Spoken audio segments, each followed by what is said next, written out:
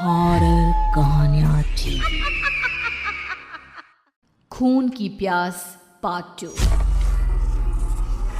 और उसके बाद वो जंगल एक बार फिर से सुमन की चीखों से गूंज उठा। लेकिन आज की रात सुमन की चीखों को सुनने वाला वहां पर कोई भी नहीं था। अगर वहां पर कोई मौजूद था तो बस हरिया, जो कि अब एक भेड़िए में बदल चुका था। सुमन के बालों को पकड़कर घसीटते हुए वो जंगल के बीचों बीच एक जगह पर ले जा रहा था। अगली सुबह गांव में। अरे भाई, पता नहीं क्या बात है, अपने गांव का हरिया किसान और उसकी पत्नी सुमन दोनों गायब हैं। दोनों का कोई अता पता नहीं। अरे कैसी बातें कर रहे हो भाई, ये कब हुआ है? अरे पूरे गांव में खबर फैली पड़ी है। कल रात को दोनों खेत की तरफ जा रहे थे, लेकिन लौटकर आए ही नहीं। तो हो सकता है अपने खेत पर होंगे। पूरा गांव ढूंढ कर आया है भाई। जानते हो क्या मिला वहां पर? क्या हुआ भाई? क्या मिला? बताओ हमें, क्या मिला? अरे हरिया की पत्नी सुमन के कपड़े पड़े हुए थे। शरीर का एक एक कपड़ा फटा हुआ झोपड़ी के बाहर पड़ा था, लेकिन दोनों पति पत्नी का कोई पता ठिकाना नहीं था। अरे भाई, लेकिन उसका जो दोस्त है ना रामू किसान, उससे पता करके आते हैं ना। अब तक तो दोनों साथ ही खेत पर जाया करते थे। हाँ, हमें उसके घर जाना चाहिए भाई। चलो वहाँ चलते हैं, चलो। वो सारे लोग रामू के घर पर पहुंचते हैं। रामू अपने घर के बाहर बैठकर हुक्का पी रहा था। आज सारे के सारे लोग टोली बनाकर मेरे घर क्यों आ रहे हैं? क्या कोई मर गया क्या भाई? अरे कैसी बातें कर रहे हो? तुम्हारा सबसे अच्छा दोस्त हरिया और उसकी पत्नी गायब है और तुम यहाँ बैठकर हुक्का पिए जा रहे हो हैं? रामू ने अजीब सी नजरों से उन सब गांव वालों की तरफ देखा, जिसकी वजह से वो लोग एक बार के लिए डर गए। गायब है? अरे गायब नहीं है, मुक्ति मिल गई है। उन दोनों को मुक्ति मिली है। इस दुनिया में आकर हर इंसान पाप करता है और उसे उसके पापों के लिए मुक्ति मिलना बहुत जरूरी है। अरे ये कैसी बहकी बातें कर रहे हो भाई, हैं? और इसका चेहरा अजीब सा क्यों लग रहा है? लगता है दोस्त के मरने का गम बैठ गया है। पागल हो गया है शायद ये पागल। ये बात सुनते ही रामू चीख कर जोर से चिल्लाते हुए कहता है, पागल मैं नहीं हूँ, पागल तुम सब हो। और ये शैतानी जंगल अब तुम में से किसी को नहीं छोड़ने वाला, सबको खा जाएगा। याद रखना मेरी बात। शैतानी जंगल? कैसा शैतानी जंगल? लगता है रामू पागल हो चुका है। हमें यहाँ से चलना चाहिए भाई। चलो। तभी रामू की पत्नी बाहर आती है। नहीं, आप लोग इनकी बात का बुरा मत मानिए। 2 दिन पहले हरिया के साथ खेत पर गए थे। जब से वहाँ से आए हैं तब से ऐसी ही बातें कर रहे हैं। भगवान जाने ऐसा क्या देख लिया उन्होंने, खेत में कुछ भी बड़बड़ाते रहते हैं।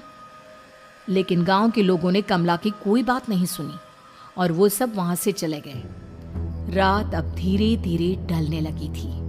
तभी अचानक किसी ने धीमी सी आवाज में रामू को पुकारा। रामू, आ जाओ, मैं तुम्हारा इंतजार कर रहा हूँ। और सुनो, अपनी पत्नी को साथ लेकर आना, नहीं तो काम अधूरा रह जाएगा। ये आवाज सुनते ही रामू के चेहरे पर शैतानी मुस्कुराहट आ जाती है। वो धीमे कदमों से अपने घर के अंदर आता है। क्या हुआ? तबीयत ठीक है ना अब आपकी? मैं तुझे अपने साथ खेत पर ले जाने आया हूँ, चल। मैं तुम्हारे साथ कहीं नहीं जाने वाली। मुन्ना गहरी नींद में सो रहा है और उसे अकेला छोड़कर मैं तुम्हारे साथ खेत पर नहीं आ सकती। वैसे भी तुम्हारे उन खेतों में भगवान जाने कौन सा राक्षस घूम रहा है, मुझे तो डर लगता है। रामू गुस्से में दांत पीसता अपनी झोपड़ी से बाहर आ जाता है और कमला गहरी नींद में अपने बच्चे के साथ सो जाती है। तभी अचानक रात को रामू की झोपड़ी के ऊपर एक साया वही गाना गुनगुनाते हुए घूमने लगता है जो हरिया के मोबाइल में बजा करता था। मैं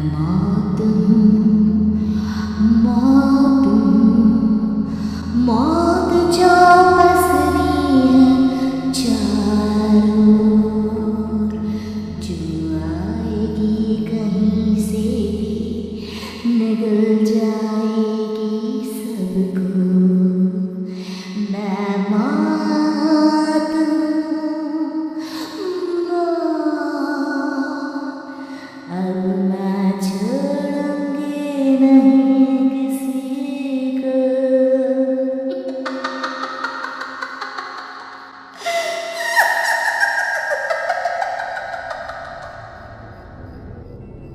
ये आवाज सुनकर रामू की पत्नी कमला की आंख खुलती है और वो देखती है कि उसका मुन्ना अपनी जगह से गायब था। कमला चीखते हुए बाहर दौड़ कर आती है। वहां पर उसने देखा कि रामू ने अपने बच्चे को झोपड़ी के बाहर एक पेड़ से उल्टा लटकाया हुआ था और उसका बच्चा चीख चीख कर रो रहा था। वहीं दूसरी तरफ एक साया बच्चे के ठीक नीचे आग जलाकर उसके चारों तरफ हैवानों की तरफ नाच रहा था। छोड़ दो मेरे बच्चे को। अरे क्या कर रहे हो तुम? शर्म नहीं आती तुम्हें? अपने ही बच्चे को इस तरह मौत के हवाले करते हुए। अपना बच्चा? किसने कहा ये मेरा बच्चा है? अरे ये तो उस रामू की औलाद है, इस गांव के किसान रामू की, और मेरी दुश्मनी इस गांव के हर इंसान के साथ है। क्या? कैसी बात कर रहे हो तुम? और ये औरत कौन है? ये मेरे बच्चे को खा जाएगी। तभी अचानक से उस साया ने एक बेहद खतरनाक दिखने वाली औरत का रूप ले लिया और उसकी आंखों से आग निकल रही थी। सही पहचाना तूने, मैं तेरे बच्चे को खा जाऊंगी। अगर तू अपनी इस हैवान पति रामू के साथ जंगल नहीं आए तो मैं तेरे बच्चे को खा जाऊंगी। लेकिन क्यों? आखिर क्या चाहती हो तुम मुझसे? मुझे जंगल क्यों ले जाना चाहती हो? औरत बुरी तरह से ठहाके मार मार कर जोर जोर से हंसने लगी और साथ में रामू भी। ये तो तुझे वहाँ चलने के बाद ही पता चलेगा ना। अगर तू नहीं आई तो थोड़ी देर में तेरा ये बच्चा आग में जलकर मर जाएगा। चल जल्दी। नहीं, मेरे बच्चे को छोड़ दो। तुम जहाँ कहोगे मैं तुम्हारे साथ चलने के लिए तैयार हूँ। और उसके बाद उस बच्चे को झोपड़ी में लिटाकर आगे आगे वो साया चल रहा था और उसके पीछे पीछे रामू अपनी पत्नी के बाल पकड़कर उसे घसीटते हुए जंगल की तरफ ले गया। जंगल में जाने के बाद, कितनी खूबसूरत हो तुम। आज की रात बस तुम और मैं एक दूसरे के साथ रहेंगे। मुझे तुमसे बहुत डर लग रहा है। तुम्हें क्या हो गया है? तुम तो बिल्कुल ठीक थे। वो होगा जो हमारे बीच होना चाहिए। तो आओ अपने आप को मेरे हवाले कर दो। कमला ने डर की वजह से अपनी दोनों आंखें कसकर बंद कर ली थी। रामू ने बुरी तरह से चीख कर कमला से कहा, आंखें खोलो अपनी और मेरी तरफ देखो। कमला ने जैसे ही अपनी आंखें खोली उसने देखा कि रामू एक खतरनाक खूनी हैवान में बदल चुका था। कौन हो तुम? जाने दो मुझे। क्या चाहते हो मुझसे? वही जो एक आदमी एक औरत से चाहता है। मैं तुम्हारा पति रामू नहीं, बल्कि इस जंगल का एक भेड़िया हूँ, और आज की रात तुम्हारे खून से अपनी प्यास बुझा जाऊं। और उसके बाद वो जंगल कमला की दर्दनाक चीखों से गूंज उठा। अगली सुबह कमला के कपड़े भी जंगल में उसी तरह पाए गए जैसे कि सुमन के पाए गए थे। इस घटना के बाद पूरे गांव में दहशत का माहौल था। अपने माँ बाप की मौत और गांव में हो रहे इस तरह की घटनाओं की खबर सुनकर किशन शहर से गांव लौट आया था। अपने माँ बाप की बेदर्द मौत की वजह से वो बहुत परेशान था। तभी अचानक उसे अपने घर में खाट के नीचे पड़ा हुआ वो मोबाइल फोन मिला जो उसने अपने पापा हरिया को गिफ्ट किया था। अरे कितने प्यार से पापा के लिए मोबाइल फोन लेकर आया था। इसे एक दिन भी काम में नहीं ले पाए। और आखिर कौन है जो गांव में इस तरह की हत्याएं कर रहा है? क्या है इन सब के पीछे? क्या है? मुझे पता करना ही होगा, वरना एक दिन पूरा का पूरा गांव खाली हो जाएगा। इस गांव में एक भी जिंदा इंसान नहीं बचेगा। गांव के लोगों की मदद करने के इरादे से किशन अपने गांव से दूर एक दूसरे गांव में बहुत बड़े तांत्रिक के पास मिलने के लिए गया।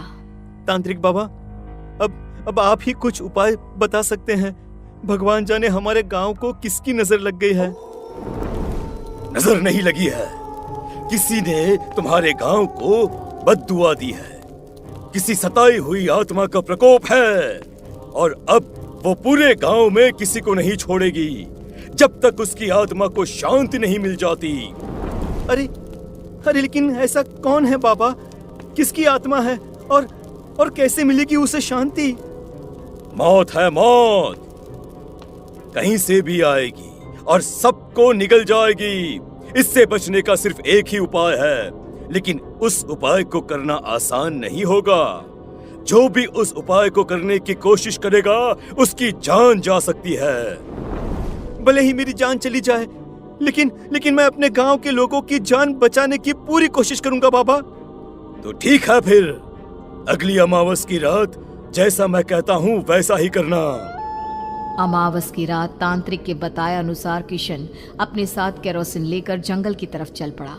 उसके हाथ में देवी के मंदिर का सिंदूर भी था। किशन जंगल के बीचों बीच पहुंचा। ये देखकर उसकी आंखें फटी की फटी रह गई। वहां एक उबलते पानी का तालाब था और कई लोगों की लाश लटक रही थी। किशन के माँ बाप की लाश भी वहीं थी।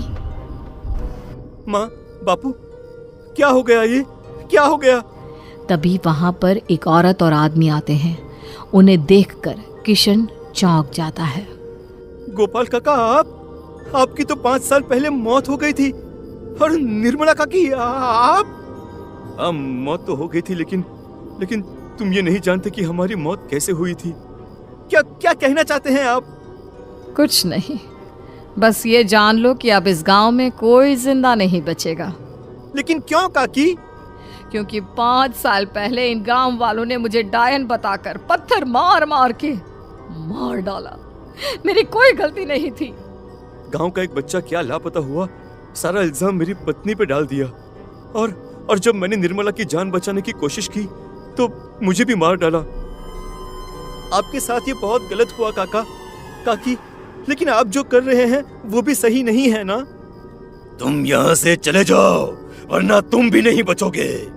हमारी आत्मा पिछले 5 साल से मुक्ति के लिए भटक रही है। चले जाओ यहाँ से।